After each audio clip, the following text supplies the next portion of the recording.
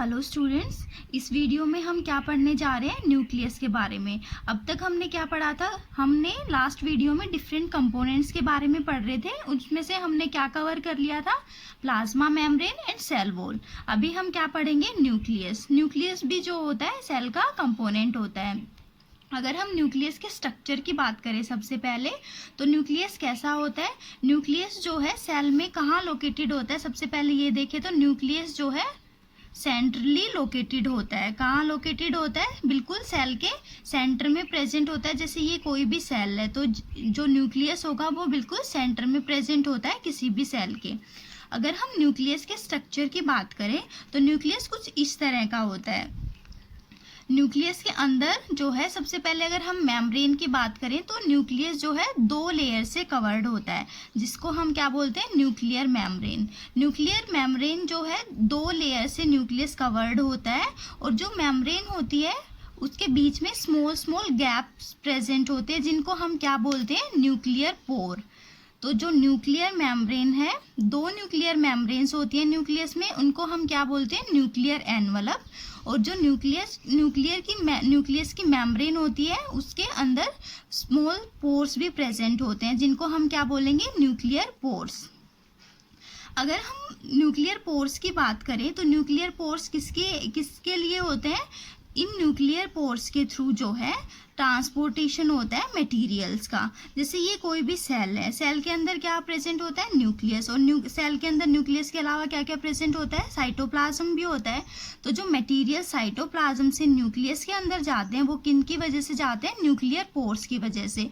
तो जो न्यूक्लियस से बाहर या न्यूक्लियस के अंदर ट्रांसपोर्टेशन ऑफ मटेरियल्स का किसकी वजह से होता है? न्यूक्लियर पोर की वजह से होता है। तो जो न्यूक्लियस के अंदर जो कवरिंग होती है वो न्यूक्लियस की कवरिंग सेपरेट करती है। न्यूक्लियस के अंदर जो कंटेंट होता है उसको हम क्या बोलते हैं? न्यूक्लियोप्लाज्म। जैसे सेल के अंदर जो वॉटरी मटेरियल होता है उसको हम साइटोप्लाज्म बोलते हैं, उसी तरह न्यूक्लियस के अंदर भी न्यूक्लियोप्लाज्म प्रेजेंट होता है। तो जो सेल मेम्ब्रेन, जो न्यूक्लियर मेम्ब्रेन होती है वो न्यूक्लियस के अंदर जो कंटेंट्स होते हैं उनको साइटोप्लाज्म से सेपरेट करके रखती है, और जो न्यूक्लियर पोर से ट्रांसपोर्टेशन होता है मटेरियल्स का। अगर हम न्यूक्लियस के कंपोनेंट्स की बात करें तो न्यूक्लियस किन किन चीज़ों से बना होता है? कंपोनेंट्स ऑफ न्यूक्लियस की बात करें तो न्यूक्लियस किन किन चीज़ों से बना होता है? न्यूक्लियर मेम्ब्रेन, क्या हो जाएगा? न्यूक्लियर मेम्ब्रेन, न्यूक्लियोप्लाज्म, न्यूक्लियोलस भी प्रेजेंट होता है, और क्रोमेटिन मटेरियल। ये 4 कंपोनेंट्स होते हैं जिनसे न्यूक्लियर बनता है। Nuclear membrane, nucleoplasm, nucleolus and chromatin material. अभी हमने क्या पढ़ा था? न्यूक्लियर मेम्ब्रेन के बारे में। न्यूक्लियर मेम्ब्रेन क्या होती है? आउटर डबल लेयर्ड कवरिंग होती है जो न्यूक्लियस को कवर करके रखती है। और जो ये है न्यूक्लियर मेम्ब्रेन के अंदर न्यूक्लियर पोर्स प्रेजेंट होते हैं जो ट्रांसपोर्ट ऑफ मटेरियल्स में हेल्प करते हैं। न्यूक्लियर मेम्ब्रेन, न्यूक्लियस की जो मेम्ब्रेन होती है उसके साथ में एंडोप्लाज्मिक रेटिकुलम एक ऑर्गेनेली होती है, वो भी अटैच्ड होती है, और इसके ऊपर जो है राइबोसोम्स भी प्रेजेंट होते हैं। उस एंडोप्लाज्मिक रेटिकुलम को क्या बोलेंगे हम? रफ एंडोप्लाज्मिक रेटिकुलम, जिसके ऊपर राइबोसोम्स अटैच्ड होते हैं। तो ये न्यूक्लियर मेम्ब्रेन के साथ कंटिन्यूअस होती है। कौन सी ऑर्गेनेली होती है? Endoplasmic reticulum. जो मेन पॉइंट है न्यूक्लियस का याद रखने का वो कौन सा है? कि जो न्यूक्लियस जो होता है वो लार्जेस्ट ऑर्गेनेली है। क्या है? लार्जेस्ट ऑर्गेनेली है किसी सेल की। याद रखना बच्चों कि जो न्यूक्लियस होता है वो लार्जेस्ट ऑर्गेनेली है सेल में। लार्जेस्ट स्ट्रक्चर जो किसी भी सेल में प्रेजेंट होती है वो क्या है? न्यूक्लियस।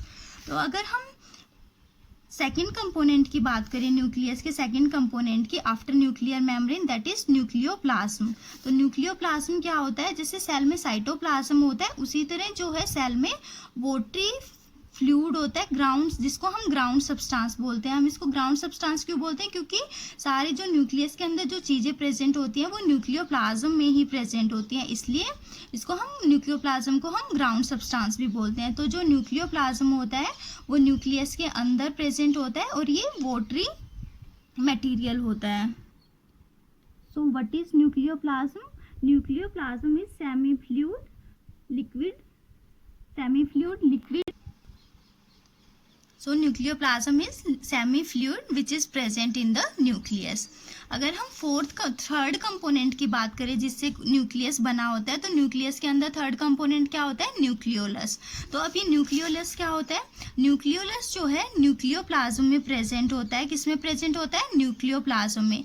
ये जो है डार्कली स्टेन्ड स्ट्रक्चर होती है, राउंड शेप्ड स्ट्रक्चर होती है जो न्यूक्लियोप्लाज्म में न्यूक्लियस के अंदर प्रेजेंट होती है.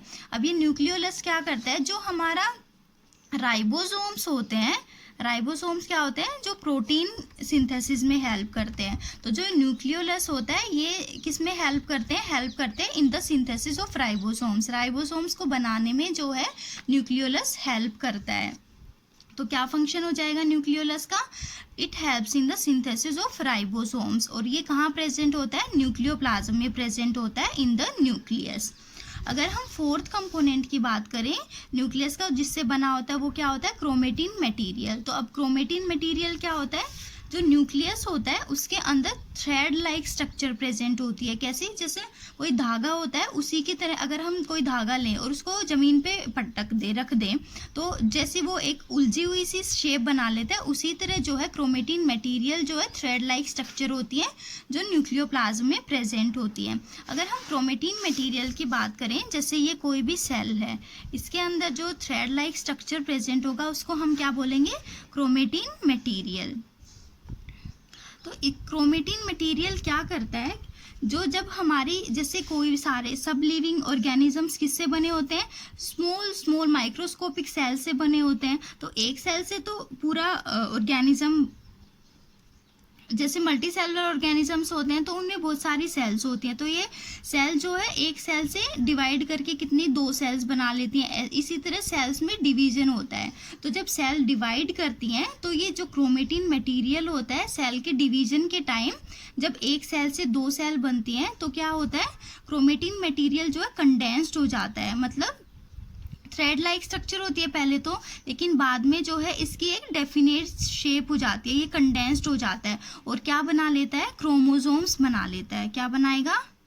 क्रोमोसोम्स बना लेता है. क्रोमेटिन मटेरियल कंडेंस होके जब सेल डिवाइड करते हैं तो क्रोमोसोम बना लेता है. और क्रोमोसोम की कैसी स्ट्रक्चर होती है? कुछ इस तरह से क्रोमोसोम्स होते हैं जो ये 2 स्ट्रक्चर्स होती है इनको हम क्रोमोसोम में इनको हम क्या बोलते हैं? Sister chromatids. क्या बोलते हैं? Sister chromatids. तो जब सेल डिवाइड करता है तो क्रोमेटिन मटेरियल कंडेंस करके क्या बना लेगा? क्रोमोसोम्स बना लेगा. क्रोमोसोम्स भी किस किस चीज़ से मिलके बने होते हैं? अगर हम क्रोमोसोम्स की बात करें तो क्रोमोसोम्स जो हैं वो 2 चीज़ों से मिलके बना होता है, डीएनए प्लस प्रोटीन. जो प्रोटीन प्रेजेंट होती है क्रोमोसोम्स में वो कौन सी प्रोटीन होती है? Histone protein. एक प्रोटीन होती है क्या? कौन सी? हिस्टोन प्रोटीन होती है क्रोमोसोम्स में और डीएनए होता है. क्रोमोसोम्स किस किस चीज़ से मिलके बना होता है? DNA plus protein. अब अगर हम इस डीएनए की बात करें तो जैसे हमने सुना होगा कि जैसे कैरेक्टर्स पास होते हैं पेरेंट्स से ऑफस्प्रिंग तक, मतलब पेरेंट्स से बच्चों में जो कैरेक्टर्स जाते हैं वो किसकी वजह से जाते हैं? वो डीएनए की वजह से ही जाते हैं. जो डीएनए होता है वो पास करने में हेल्प करता है कैरेक्टर्स को फ्रॉम पेरेंट्स टू ऑफस्प्रिंग्स. अगर हम डीएनए की बात करें तो डीएनए के अंदर भी क्या प्रेजेंट होते हैं? जीन्स प्रेजेंट होते हैं. यही जीन्स जो हैं वो यूजफुल होते हैं. यही जीन जो है ट्रांसपोर्ट होते हैं फ्रॉम पेरेंट्स टू ऑफस्प्रिंग. तो जीन्स क्या हो जाएंगे? जीन्स जो है फंक्शनल यूनिट्स, फंक्शनल सेगमेंट्स होते हैं डीएनए के. तो what are genes? Genes are the functional segments of DNA. तो ये जीन्स जो हैं वो हेल्प करते हैं in the transfer of characters from parents to offspring. So किस चीज़ से बना होता है? हमारा क्रोमेटिन मटेरियल कंडेंस करके क्या बनाता है? क्रोमोसोम्स. ये क्रोमोसोम्स कब बनते हैं? जब हमारी सेल डिवाइड करती है. क्रोमोसोम्स किससे बने होते हैं? क्रोमोसोम्स के अंदर डीएनए होता है और प्रोटीन होता है. जो ये डीएनए होता है ये कैरेक्टर्स को पास करने में हेल्प करता है फ्रॉम पेरेंट्स टू ऑफस्प्रिंग. और डीएनए के अंदर जो फंक्शनल यूनिट होती है उनको हम क्या बोलते हैं? जीन्स बोलते हैं. So this was about the nucleus. अगर हम न्यूक्लियस के फंक्शंस की बात करें तो सबसे पहले क्या हो जाएगा, न्यूक्लियस में सबसे पहले तो हमने जैसे देखा कि जीन्स प्रेजेंट होते हैं न्यूक्लियस में, तो जीन्स का क्या काम था, हेरिडिटी, जो करेक्टर्स को पेरेंट्स से ऑफस्प्रिंग तक पास करते हैं, एक फंक्शन तो यही हो जाएगा। और सेकंड क्या हो जाएगा, जो हमारा न्यूक्लियस होता है वो मेटाबॉलिज्म की जो भी मेटाबॉलिक एक्टिविटीज़ होती है उनको रेगुलेट करता है। What is the function of nucleus? It regulates the all metabolic activities of cell. क्या करता है, सेल की जो भी मेटाबॉलिक एक्टिविटीज होती है न्यूक्लियस उसको रेगुलेट करता है। इसलिए हम न्यूक्लियस को क्या बोलते हैं, मास्टर ऑफ सेल। न्यूक्लियस को क्या कहा जाता है, master of cell. So students, this was all about nucleus. Let's quickly summarize all these things. Nucleus क्या होता है, अभी हमने बात करी थी, nucleus is the largest organelle of eukaryotic cell. अब न्यूक्लियस को किसने डिस्कवर किया था, न्यूक्लियस को कौन सा साइंटिस्ट थे जिन्होंने डिस्कवर किया था, रॉबर्ट ब्राउन साइंटिस्ट थे जिन्होंने न्यूक्लियस को डिस्कवर किया था। Nucleus is also called master of cell. अगर हम न्यूक्लियस के स्ट्रक्चर की बात करें तो there are 4 components are present in the nucleus, nuclear membrane, nucleoplasm, nucleolus and chromatin material. Nuclear membrane क्या होती है, 2 लेयर्ड एनवलप होता है जो न्यूक्लियस में प्रेजेंट होता है। Nuclear membrane is 2 layered envelope, it is porous, मतलब जो पोर्स प्रेजेंट होते हैं न्यूक्लियर मेम्ब्रेन में। न्यूक्लियर मेम्ब्रेन कैसी होती है, सेमी परमिएबल इन नेचर। अगर हम आउटर मेम्ब्रेन की बात करें तो जो आउटर मेम्ब्रेन होती है न्यूक्लियस की वो क्या कंटेन करती है, राइबोसोम्स। राइबोसोम्स कहाँ होते हैं, एंडोप्लाज्मिक रेक्टिकुलम पे। हमने बात की थी कि जो आउटर कवरिंग होती है न्यूक्लियस की उसके साथ साथ कौन सी ऑर्गेनली प्रेजेंट होती है, एंडोप्लाज्मिक रेक्टिकुलम, उसके ऊपर क्या प्रेजेंट होते हैं, राइबोसोम्स। सेकेंड कंपोनेंट क्या पढ़ा था हमने, न्यूक्लियोप्लाज्म। न्यूक्लियोप्लाज्म क्या होता है, transparent semi fluid material present in the nucleus. And the third component was nucleolus. Nucleolus क्या था, dense spherical darkly stained structure present in the nucleoplasm. Nucleolus जो है न्यूक्लियोप्लाज्म में प्रेजेंट होता है। अगर न्यूक्लियोलस हमने क्या पढ़ा था कि न्यूक्लियोलस जो है सिंथेसिस ऑफ राइबोसोम्स में हेल्प करता है और इसके अंदर जो है आरएनए भी प्रेजेंट होता है। क्या होता है, आरएनए रिच होता है न्यूक्लियोलस और हेल्प करता है in the synthesis of ribosomes. And the fourth component of nucleolus was chromatin material. Chromatin material हमने पढ़ा था क्या था, thread like structure present in the nucleus called chromatin fibers.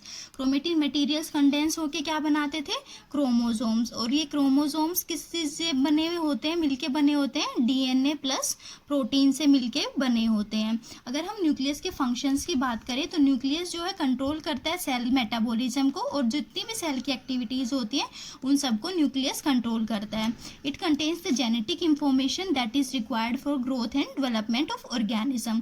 Nucleus जो है सेल साइकिल को भी रेगुलेट करता है। So this was about the nucleus.